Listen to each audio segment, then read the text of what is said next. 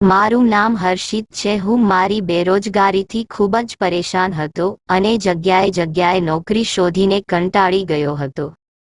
એક જગ્યાએ મારો ઇન્ટરવ્યૂ હતો પણ મને ત્યાં પણ નોકરી મળી ન હતી। હું ત્યાંથી આવતો હતો અને ગરમી ખૂબ જ તીવ્ર હતી। મેં મારું માથું ઊંચું કરીને આકાશ તરફ જોયું અને જોયું કે ઝળહળતો સૂર્ય પ્રકાશ મારી આંખોને અથડાતો હતો। મારી આંખો ખુલી રહી ન હતી, કપાળ પર પરસેવો હતો। મેં ઊંડો શ્વાસ લીધો, આજુબાજુ જોવા લાગ્યો અને જોયું કે આજે સૂર્ય આગ લગાવતો હતો। એવું લાગતું હતું કે સૂર્ય પણ મારી કસોટી કરી રહ્યો છે। પહેલા તો હું મારા જીવનથી કંટાળી ગયો હતો અને જે ધક્કા ખાઈ રહ્યો હતો મારા માટે એટલું જ પૂરતું હતું કે આજે ગરમીએ પણ મારી હાલત ખરાબ કરી દીધી હતી। હું મારા હાથમાં પડેલી ફાઇલને માથે મૂકીને પોતાના શરીરને ઠંડક આપવા લાગ્યો અને રસ્તાના કિનારે ઝડપી પગલાંઓ સાથે ચાલતો હતો।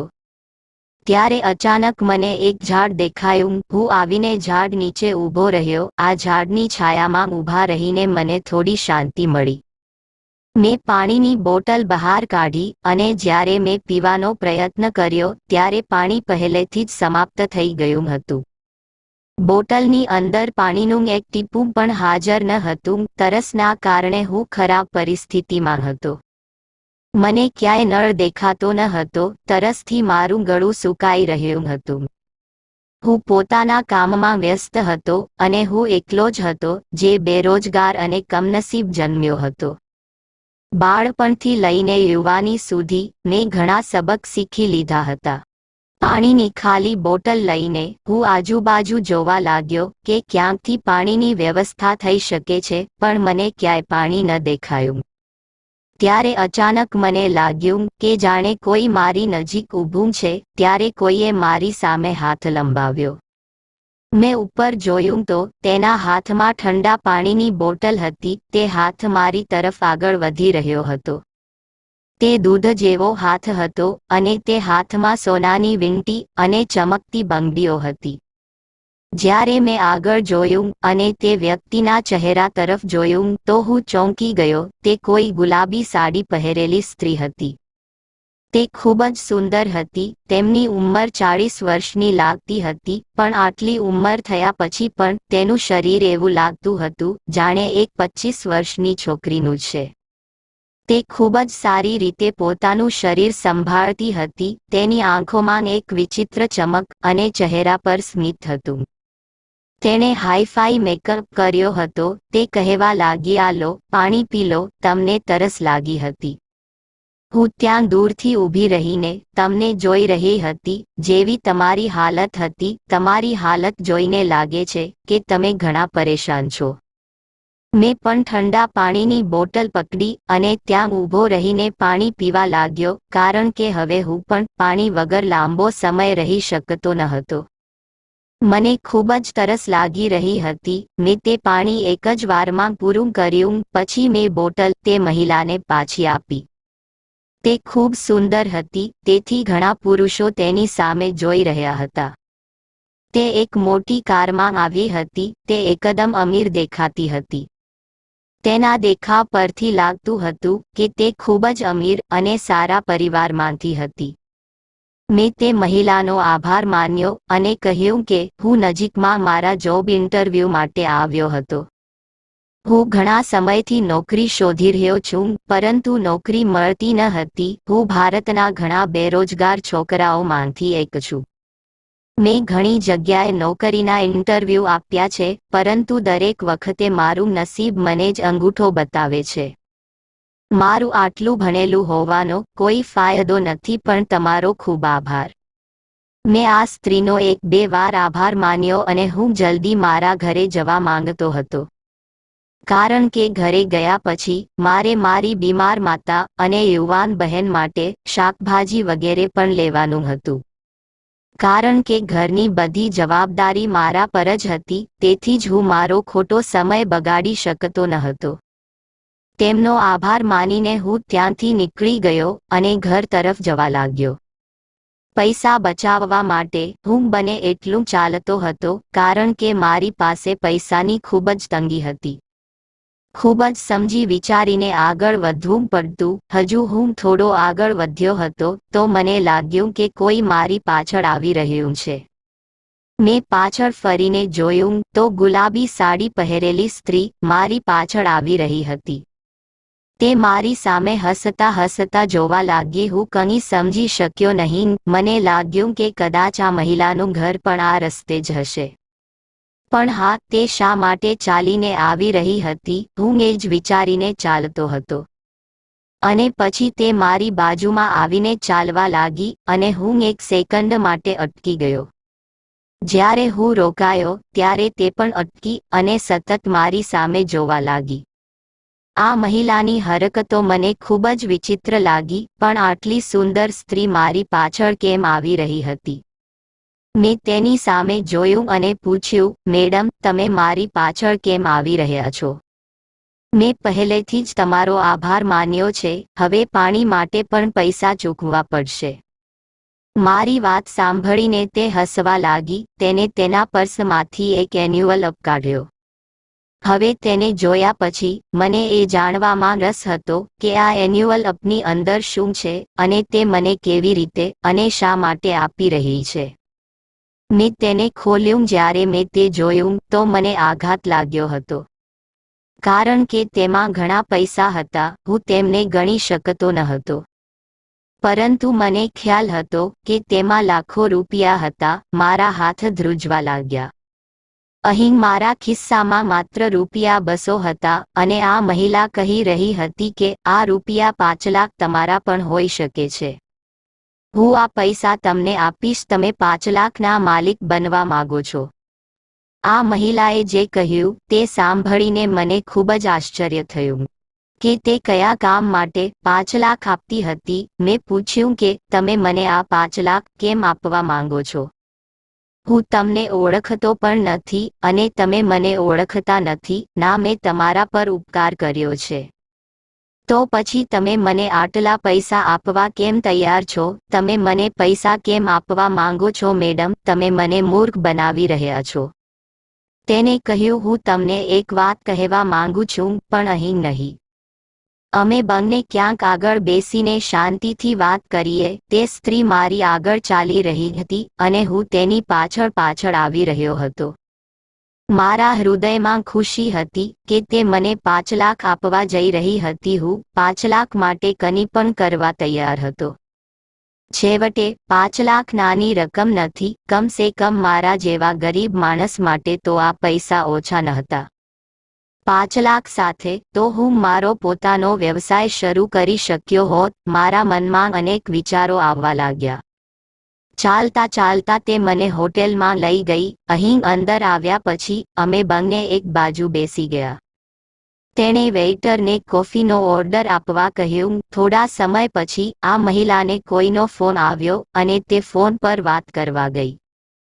આ સમય દરમિયાન મેં હોટેલની આસપાસ જોયું અને જોયું કે તે એક ખૂબ મોટી હોટેલ હતી અને અમીર લોકો જ અહીં આવતા હતા. થોડી વાર પછી એ સ્ત્રી મારી નજીક આવી અને ફરી પોતાની ખુરશી પર બેસી ગઈ. તેણે મને કહ્યું કે કોફી પીઓ અને કોફી પીતા પીતા વાત કરીએ. આ વિચાર મારા હૃદયમાં વારંવાર જાગતો હતો કે ખબર નથી કે આ સ્ત્રી મને શું કહેશે. ખબર નથી કે તે તેના મોબાઈલ પર શું કરી રહી હતી. હું તેને જોઈને ડરી ગયો હતો કે તે મને કંઈક એવું કરવા માટે કહેશે જે હું કરી શકીશ નહીં. કારણ કે હું ખૂબ જ પ્રામાણિક વ્યક્તિ હતો. મેં મારું આખું જીવન સાદગીથી જીવ્યું હતું. હું કોઈ ગેરકાયદેસર કામ કરતા પકડાવા માંગતો ન હતો. થોડી વાર પછી તેણે પોતાનો મોબાઈલ નીચે મૂકી દીધો. હું ખૂબ જ પરેશાન હતો. તે પછી તેણે મને જે કહ્યું તે સાંભળીને હું ચોંકી ગયો. તે કહેવા લાગી, તારે મારી દીકરી સાથે એક રાત વિતાવવી પડશે. મારી દીકરીને છોકરાઓમાં બહુ રસ છે. મારા પર વિશ્વાસ કરો, તે તમારા જેવા યુવાન છોકરાઓ માટે પાગલ છે. કાલે મારી દીકરીનો જન્મદિવસ છે અને હું તેને ભેટ આપવા માંગુ છું. હું તેને તારા જેવો યુવાન અને સ્માર્ટ છોકરો ભેટ આપવા માંગુ છું. તે ખૂબ પાગલો જેવી વાતો કરી રહી હતી. તેણે જે કહ્યું તે સાંભળીને મને આશ્ચર્ય થયું. મને આ વસ્તુની અપેક્ષા ન હતી. મેં ક્યારેય સપનામાં પણ વિચાર્યું ન હતું કે એક સ્ત્રી પણ એવી વાતો કહી શકે છે. તે પોતાની દીકરી માટે કોઈ યુવાન છોકરાની વ્યવસ્થા કરી રહી હતી જેથી તે આખી રાત તેની ઇજ્જત સાથે રમી શકે. મેં શરમથી મારા કાન બંધ કરી દીધા. મેં કહ્યું, માફ કરજો મેડમ, હું એવો છોકરો નથી. ભલે હું બેરોજગાર છું, ગરીબ છું, પણ હું આવું કામ કરી શકતો નથી. આટલું કહીને હું ત્યાંથી ઊભો થયો અને જવા લાગ્યો તો તેને ફરીથી મારી સામે 5 લાખ મૂક્યા. તે મને 5 લાખ દેખાડી રહી હતી અને મને બિલકુલ આશા ન હતી કે હું ક્યારેય આ પૈસાની વ્યવસ્થા કરી શકીશ. મારા માટે આ એક સુવર્ણ તક હતી. જો મેં સ્વીકારી હોત તો કદાચ મારું જીવન બદલાઈ ગયું હોત. તે સ્ત્રી હાથમાં પૈસા લહેરાવીને પોતાની સ્ટાઇલ બતાવતી રહી હતી. મને કહેવા લાગી, વિચારો, આ ફક્ત તમારા ફાયદા માટે છે. આ માત્ર એક રાતની વાત છે અને માત્ર એક જ રાતમાં તમારું ભાગ્ય બદલી શકે છે. મને તમે જરૂરિયાતમંદ લાગ્યા, તેથી મેં વિચાર્યું કે હું તમને મદદ કરીશ. નહીંતર મારી દીકરીને છોકરાઓની કમી નથી. જો તને આટલા પૈસા માત્ર એક રાત વિતાવવા માટે મળી રહ્યા છે, આમાં સમસ્યા શું છે કે પછી તમે કોઈ છોકરીની લાયક નથી એક રાત વિતાવવા માટે? આટલું કહીને તે ચૂપ થઈ ગઈ અને હસવા લાગી. જ્યારે હું ખૂબ જ શરમ અનુભવતો હતો. હું વિચારતો હતો કે મારે આ સ્ત્રીને ના પાડીને ઘરે જવું જોઈએ. પણ ઘરમાં મારી માતા બીમાર હતી. શું કરવું તે મને ખ્યાલ નહોતો. મારી એક યુવાન બહેન પણ હતી. મારા સિવાય મારી બહેન અને માતાનો કોઈ આધાર ન હતો. અમારી પાસે માત્ર એક નાનું ઘર હતું. મારા પિતાનું પણ ઘણા વર્ષો પહેલા અવસાન થયું હતું. મારી માતા પાસે કંઈ જમાપૂંજી ન હતી, પણ તેમ છતાં તેને મને ભણાવ્યો હતો અને મને નોકરી મળી ન હતી. હું બેરોજગાર હોવાથી ઉતાવળમાં નક્કી કર્યું કે હું તે સ્ત્રીની વાત માનીશ. તે હસવા લાગી અને બોલી, મને તમારા પાસેથી એવી જ અપેક્ષા હતી. વેલ્ડન. આ ફક્ત તમારા ફાયદા માટે છે. આ પૈસા તમારું ભાગ્ય બદલી નાખશે. એના પછી તેણે મને 5 લાખમાંથી 50,000 એડવાન્સ આપ્યા હતા. તે પૈસા આપી અને કહેવા લાગી, આ લો તમારું એડવાન્સ, જાઓ અને આનંદ કરો.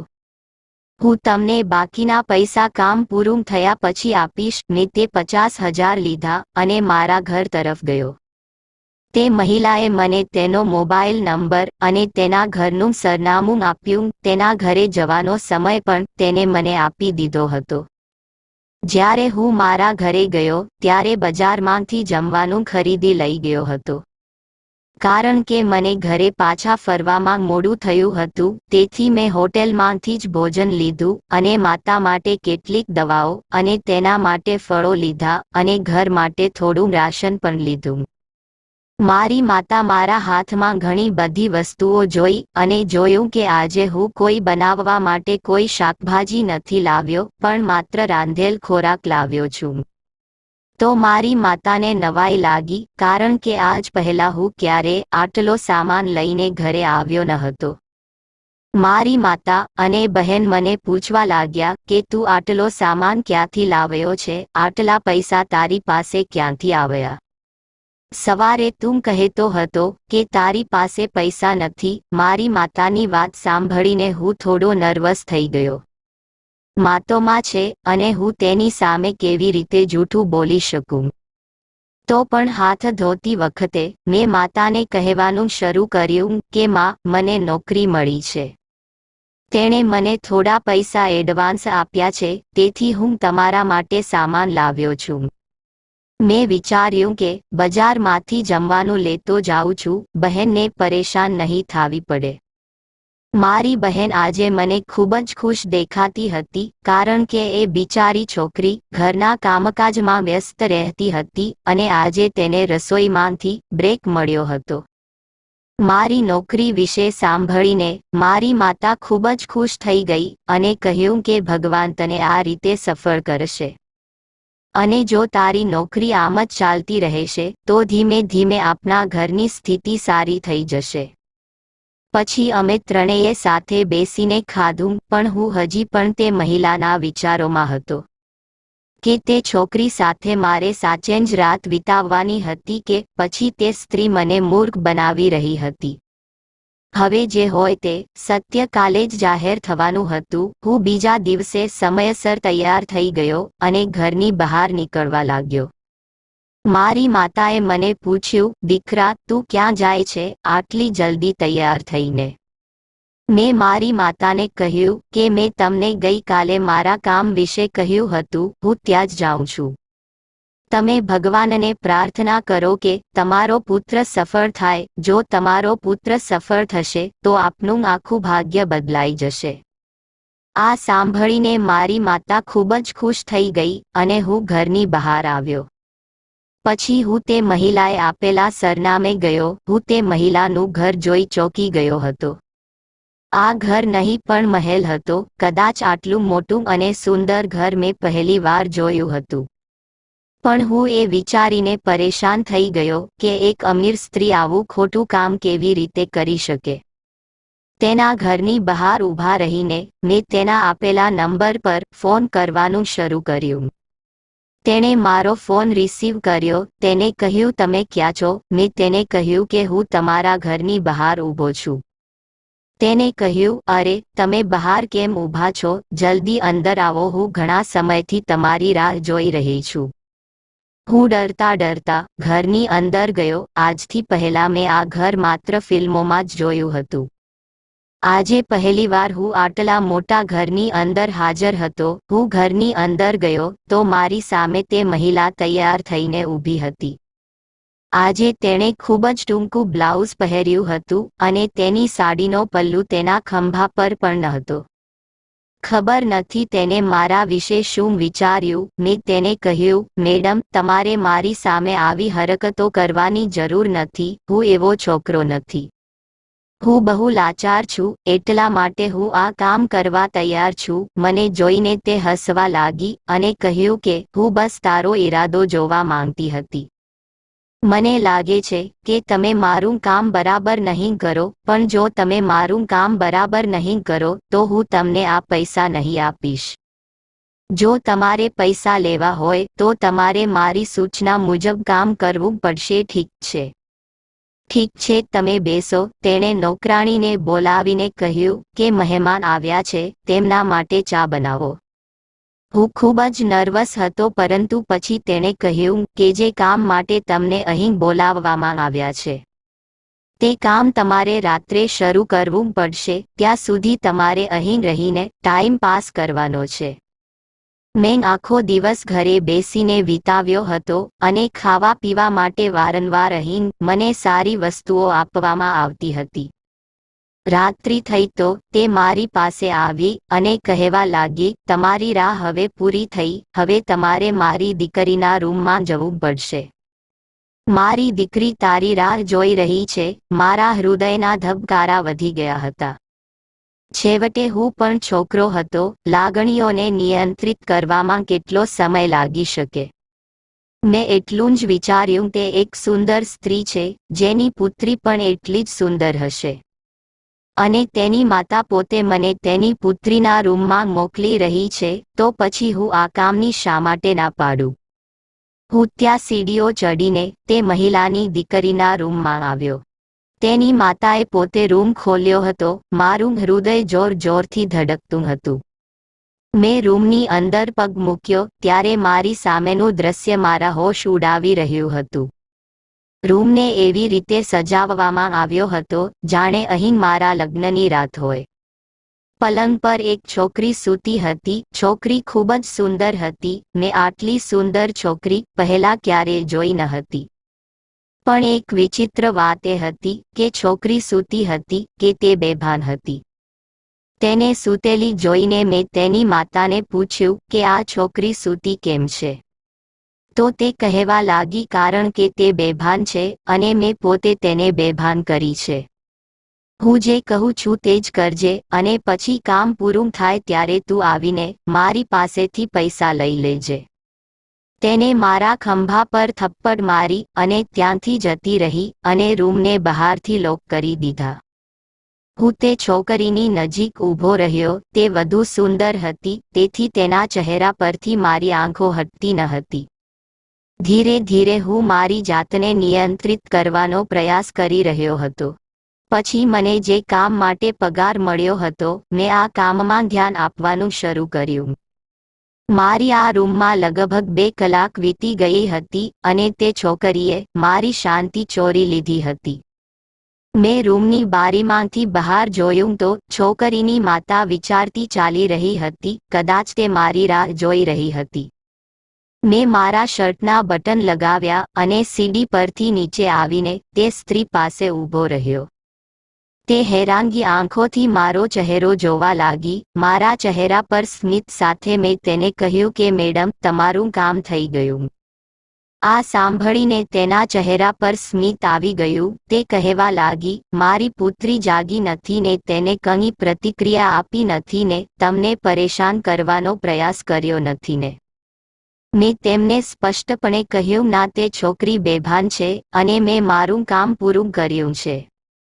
આ સાંભળીને તે ખુશીથી પોતાની પાસે રહેલા 5 લાખ લઈ અને મારા હાથ પર મૂક્યા. તેને કહ્યું, હવે જાઓ અને મને ફરીથી ક્યાંય દેખાશો નહીં અને તમારું કામ થઈ ગયું છે. એ પણ ધ્યાનમાં રાખો કે આ વિશે કોઈને કહેવાની જરૂર નથી. તમે જાણો છો કે હું તમારા સાથે શું કરીશ. આ ઉપરાંત આ મામલે તમને પણ આરોપી બનાવવામાં આવશે. આ મહિલાએ જે કહ્યું તે બધું સાંભળીને હું ત્યાંથી નીકળી ગયો. મને બેઠા બેઠા 5 લાખ મળી ગયા હતા. તે મારા માટે ખૂબ જ આનંદની વાત હતી. મેં મારી માતાને બહાનું બનાવ્યું અને કહ્યું કે આજે ઓફિસના પ્રથમ દિવસે મારા બોસ મારા કામથી ખુશ થયા અને મને આટલા પૈસા આપ્યા. હવે મારું કામ દિવસે ને દિવસે વધતું જશે અને આપણા જીવનમાંથી ગરીબી દૂર થશે. મારી માં મારી ખુશી જોઈને અચાનક વિચારમાં પડી ગઈ. તે જ રાતે જ્યારે મને તે મહિલાનો ફરીથી ફોન આવ્યો. તેને ફોન કરતાની સાથે જ કહ્યું કે હું તમારા કામથી ખૂબ જ ખુશ છું. તમે મારા દિલની ઈચ્છા પૂરી કરી છે. મને ખબર ન હતી કે તમે મારું કામ આ રીતે પૂરું કરી શકશો. મને તમારું કામ બહુ પસંદ આવ્યું છે. જો તમને વધુ પૈસાની જરૂર હોય તો મને જણાવજો, પણ મારી દીકરીની જે હાલત છે તે તમને ખબર નથી કે તે મારું કામ કેટલું સરળ બનાવી દીધું છે. તે મહિલાની વાત સાંભળીને મેં ફોન ઓફ કરી દીધો હતો. મેં મારો મોબાઈલ જોયો અને તેના પર વિડીયો જોવા લાગ્યો. તે મહિલાના ઘરે મેં કેવો અદ્ભુત વિડીયો રેકોર્ડ કર્યો હતો. આ વિડીયો પણ યોગ્ય સમયે પૈસા કમાવવા માટે ઉપયોગી બનવાનો હતો. મારા દિલમાં લાલચ જાગી ગઈ હતી જે હજુ સહેલાઈથી ખતમ થવાની ન હતી. મેં સમય જોયો તો રાતના 12 વાગ્યા હતા. હવે મારે સૂવાની જરૂર હતી કારણ કે મારે સવારે એક મોટું કામ પૂરું કરવાનું હતું. બીજા દિવસે સવારે હું જાગી ગયો અને ફરી એ જગ્યાએ ગયો. તે મહિલાનો મોટો આલીશાન બંગલો હતો. સમય લગભગ 7 વાગ્યાનો હતો. એ વખતે અમીર લોકો ઘોડા વેચીને સૂતા હતા. મેં બહાર આવીને નંબર ડાયલ કર્યો.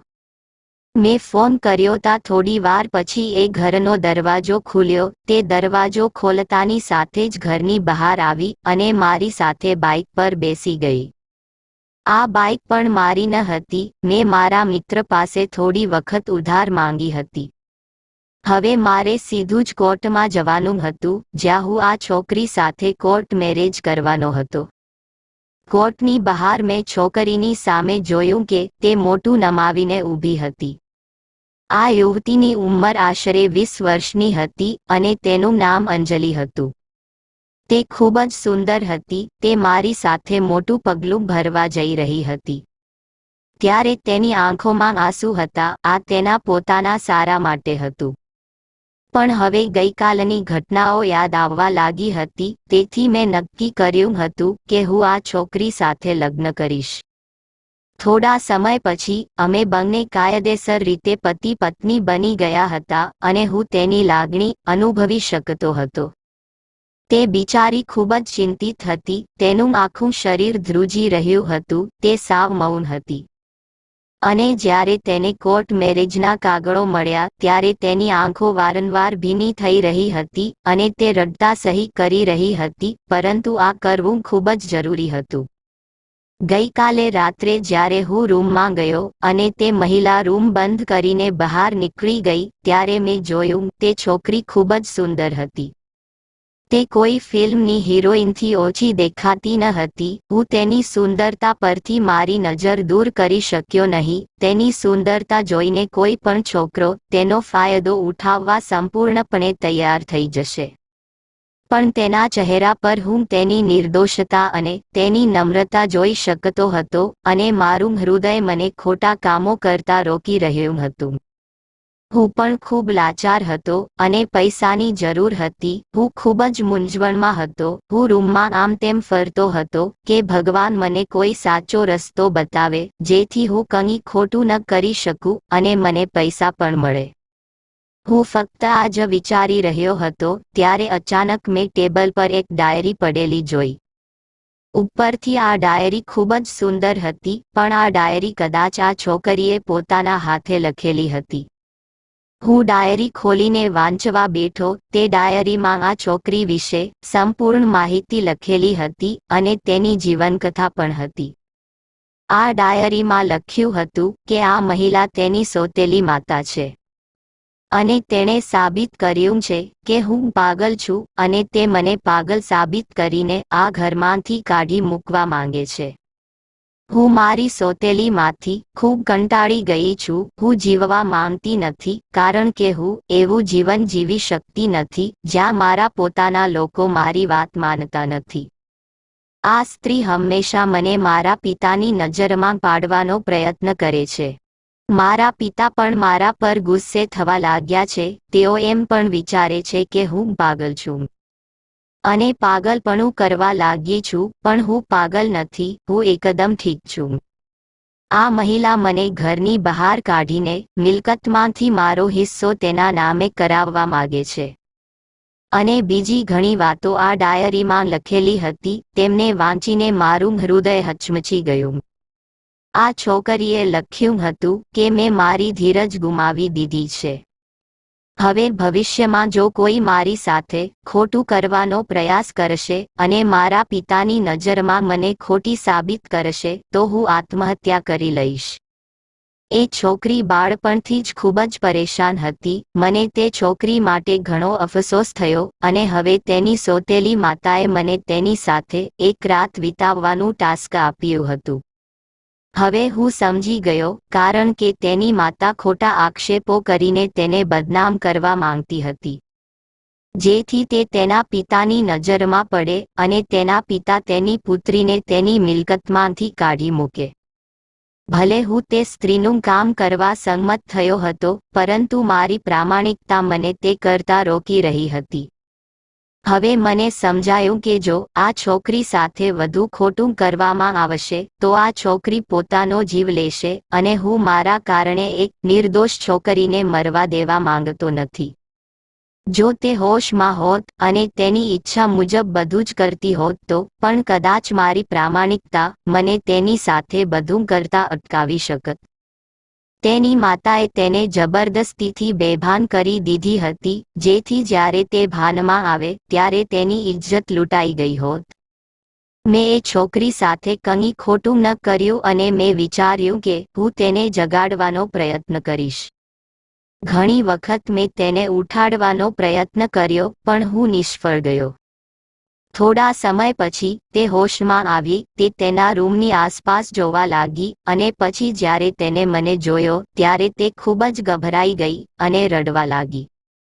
તેને કહ્યું કે તમે કોણ છો અને અહીં મારા રૂમમાં શું કરો છો? તે મારાથી દૂર ચાલી ગઈ. તેનો અવાજ તેના જેવો જ સુંદર હતો. મેં તેને આશ્વાસન આપતાં કહ્યું, તમારે ડરવાની જરૂર નથી, હું તમને બધું કહીશ, હું ખોટો માણસ નથી. આ પછી મેં તેને બધી વાત કહી કે તેની માતાએ મને આ ખરાબ કામ કરવા કહ્યું અને બદલામાં મને 5 લાખ આપવાનું વચન પણ આપ્યું હતું. આ સાંભળીને તેને પોતાના કાન પર વિશ્વાસ ન આવ્યો અને તે ખૂબ જ રડવા લાગી, કહેવા લાગી, હું જાણતી હતી કે મારી સોતેલી માં બહુ ખરાબ સ્ત્રી હતી, પણ મને ખબર ન હતી કે તે સ્ત્રી આટલી નીચે પણ પડી શકે છે. કોઈકે સાચું જ કહ્યું છે કે સોતેલીમાં હોય છે, તે તમારી સાથે ક્યારેય સગા જેવું વર્તન ન કરી શકે. તેને મને પોતાના વિશે કહેવાનું શરૂ કર્યું કે જ્યારે હું 10 વર્ષની હતી, મારી માતા એક બીમારીને કારણે મૃત્યુ પામી હતી. હું મારા માતા પિતાની એકમાત્ર દીકરી હતી. મારા માતા પિતા મને ખૂબ પ્રેમ કરતા હતા. અમારી પાસે કોઈ વસ્તુની કમી ન હતી. મારા જન્મ પછી મારા પિતાએ આ બંગલો મારા નામે કરી દીધો હતો અને તેમની વિશાળ સંપત્તિ, જે તેમની મિલકત હતી, તે મારા પિતાએ મારી માતા માટે ખર્ચ કરી નાખી હતી. કારણ કે તેઓ મારી માતાને બચાવવા માંગતા હતા, તેઓએ પાણીની જેમ પૈસા ખર્ચ્યા. પરંતુ તો પણ મારી માતા બચી શકી નહીં અને પછી એક દિવસ મારી માતા અમને આ દુનિયામાં એકલા છોડી ચાલી ગઈ. આ પછી મારા પિતાએ મારી માતાના મૃત્યુનું દુઃખ તેમના હૃદયમાં લઈ લીધું અને આ પ્રક્રિયામાં તેઓ બરબાદ થવા લાગ્યા. તેણે પોતાના ધંધામાં પણ ધ્યાન ન આપ્યું. મારા પિતા બરબાદ થતા રહ્યા. આ બંગલો મારા નામે હતો. હું આ બંગલાની માલિક હતી, પણ ખૂબ જ એકલતા અનુભવવા લાગી. મારે પણ ભણવું હતું, પરંતુ કેટલીક એવી બાબતો છે જે પુરુષ તેની પત્ની સાથે જ કરી શકે છે. હું મારા પિતાનું સંપૂર્ણ ધ્યાન રાખતી હતી, પરંતુ તેમ છતાં મારા અભ્યાસમાં વ્યસ્ત હોવાને કારણે હું મારા પિતા સાથે વધુ સમય પસાર કરી શકી નહીં. મારા પિતાને તેમના સંબંધીઓએ સમજાવ્યા કે તેમને ફરીથી લગ્ન કરવા જોઈએ. હું 15 વર્ષની હતી અને હું ધીમે ધીમે યુવાન થતી ગઈ અને આમ મારા પિતાએ મારી સોતેલી માતા સાથે લગ્ન કર્યા. કારણ કે તે મારા પિતાના મિત્રની બહેન હતી. તેના છૂટાછેડા થયા હતા. તેના પતિએ તેને છૂટાછેડા આપીને ઘરમાંથી કાઢી મૂકી હતી. મારા પિતાએ તેની સાથે લગ્ન કરીને તેને અમારા ઘરમાં સહારો આપ્યો. મારા પિતાને લાગ્યું કે તે સ્ત્રી મારા પિતા અને તેમની પુત્રીનું ખૂબ ધ્યાન રાખશે. મને પણ મારા પિતાના બીજા લગ્ન સામે કોઈ વાંધો નહોતો, કારણ કે મેં વિચાર્યું હતું કે આ રીતે મારા પિતાની એકલતા દૂર થશે અને મને મારી માતાનો પ્રેમ પણ મળશે. પણ ઘરમાં આવ્યા પછી તે સ્ત્રીએ મારી તરફ ચાલ ચલવાનું શરૂ કર્યું. કારણ કે તે સ્ત્રી સારી રીતે જાણતી હતી કે આ બંગલા સિવાય મારા પિતા પાસે બીજી કોઈ મિલકત નથી. કારણ કે બાકીની મિલકત મારી માતાની સારવારમાં પૂરી થઈ ગઈ હતી. અત્યારે જે છે તે આ છે. મારા પિતાનો ધંધો ઘણો સારો હતો. તે ઘણા પૈસા કમાય છે. કારણ કે તેણે બીજી વાર લગ્ન કર્યા પછી ફરીથી તેના કામ પર ધ્યાન આપવાનું શરૂ કર્યું. પરંતુ આ મહિલા હંમેશા ચિંતિત રહેતી કે આ બંગલો તેના પતિની પુત્રીના નામે કેમ છે.